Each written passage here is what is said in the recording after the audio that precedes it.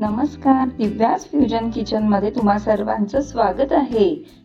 चहा प्रेमींसाठी आजची ही रेसिपी खूपच खास आहे।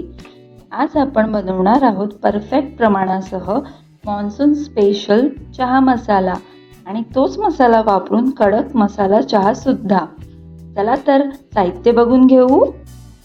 लवंग, हिरवी वेलची, दालचिनी मी इथे तोडून घेतलेली आहे, काळी मिरी, बडीशोप, मसाला वेलची, सुंठ पावडर, जायफळ आणि बाकीचे हे साहित्य आपण चहा करताना वापरायचे आहेत। आधी आपण चहा मसाला बनवून घेऊ।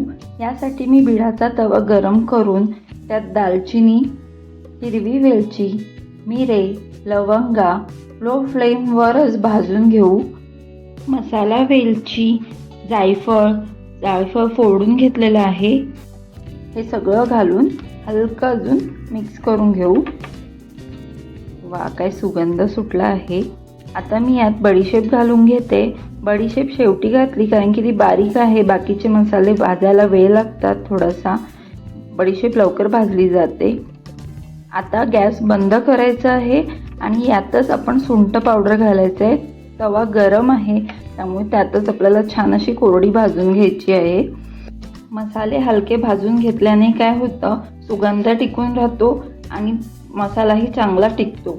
आता हे आपण थंड करून याला मिक्सरमधून वाटून घ्यायचं आहे। हा पहा, आपला सुगंधित मसाला तयार आहे।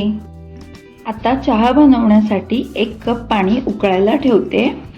त्यात तुळशीची पाने, किसलेलं आलं आणि गवती चहा तुमच्या आवडीनुसार तुम्ही घालू शकताय। उकळून घेऊया। छान उकळी आली की यात 3 चमचे साखर आणि 2.5 चमचे चहा पावडर घालून घेते। यालाही 2-3 मिनिटं उकळून घेऊया। उकळी आली की 1 कप दूध घालून मस्त असे 1 चमच्याने सतत ढवळत छान उकळी काढून घेऊ।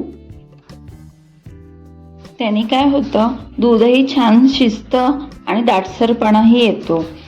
त्यामुळे अगदी रेस्टॉरंट स्टाईल किंवा टपरीवाला चहा म्हणायलाही हरकत नाही। छान उकळी आलेली आहे। शेवटी आपण हा मसाला जो चहाचा आपण बनवला आहे तो आपण घालून घेऊ। वा, काय सुगंध सुटलाय। हा छान असं 2 ते 3 मिनिटं अजून ह्याला उकळून घेऊया आणि आता हा झालेला आहे, सर्व करून घेऊ। बघा, काय मस्त रेस्टॉरंट स्टाईल लुक येतोय ना। तर तुम्ही ही रेसिपी ट्राय करा आणि कशी वाटली कमेंटमध्ये सांगा आणि चॅनलला लाईक, शेअर आणि सबस्क्राईब करायला विसरू नका।